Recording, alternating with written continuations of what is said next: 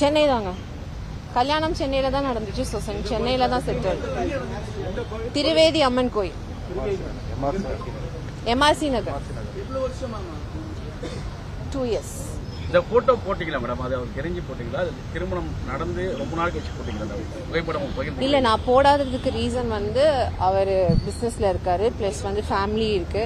அதாவது அவங்க அம்மா அப்பா வந்து என்கிட்ட ரிக்வெஸ்ட் பண்ணியிருக்காங்க வெளியே எதுவும் இது பண்ண வேண்டாம். ஸோ அதனால நாங்கள் பாட்டுக்கு ஒரு பீஸ்ஃபுல் லைஃப் தான் வாழ்ந்துட்டு இருக்கோம்.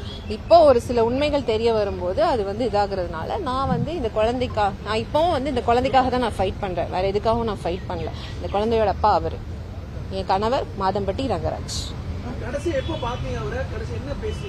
கடைசியா 1 week பிஃபோர் பாத்தீங்க.